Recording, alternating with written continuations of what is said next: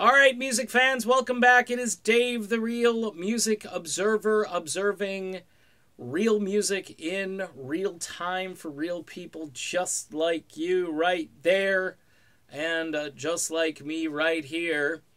I mean, if you're a Steve Perry fan right now, you gotta be pinching yourself. You're going to start bruising because you're going to be pinching yourself so much.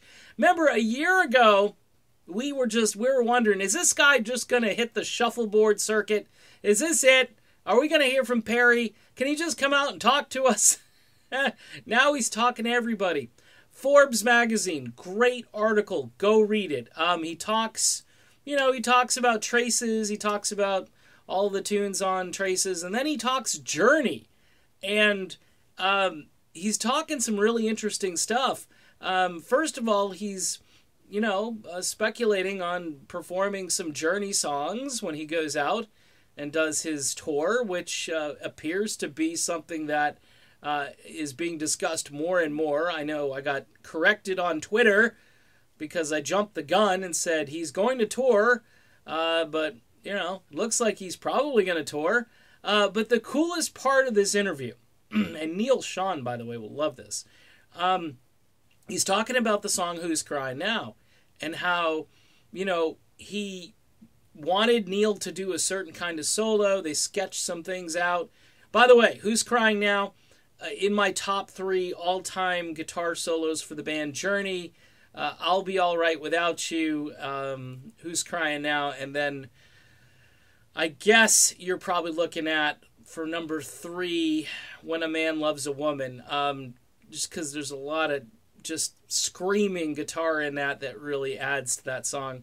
But anyway, I'm digressing here a little bit. Who's Crying Now? That solo is epic, and when you were in radio, your desire at the end of that song was to talk over that solo, but it was so good that you just couldn't do it. I mean, maybe as it was beginning to fade, but here's the thing. The record guys, the A&R guys, artists and repertoire, these are the same weasels that Tom Petty made fun of in at least one of his songs, maybe 2. They were all like, no, you got to fade that solo. And this is an epic guitar solo. And Perry just basically read the guy the riot act and said, you're not fading that solo.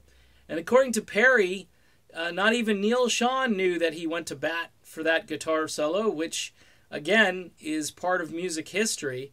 No matter how many times I hear that song, the emotion in that guitar solo almost chokes you up. You don't know who's crying now, but you know that guitar is crying as it exits, as the song leaves the radio. That guitar is playing that emotion and that feeling. And Perry gives us some insight. And, this is the thing. Perry could sit down and do like a town hall meeting. People could ask him questions. So, when you were recording this, I'd love to ask him some questions about Don't Stop Believin', especially after all the stuff that's been said about the song in the last couple of years. But we'll leave that for another video. I'm just really pumped, psyched, stoked that Steve Perry is talking Journey, and he's also thinking about singing some Journey tunes on his little tour that he may be doing. I'll just be careful the way I word it. Steve Perry may be doing a tour where he actually performs some Journey music. So there you go. Inside baseball stuff a year ago. Was it shuffleboard? Was it, just, walking the beach or whatever, riding the motorcycle in the rain, a la Billy Joel? Nope. He's back. And it's, at times, it's a little bit surreal. But we all need to be thankful. By the way, Traces officially comes out Friday. People are already getting their advance copies. I'm going to Target on Friday. I'll let you know how that works out on Friday. Talk to you soon, everybody.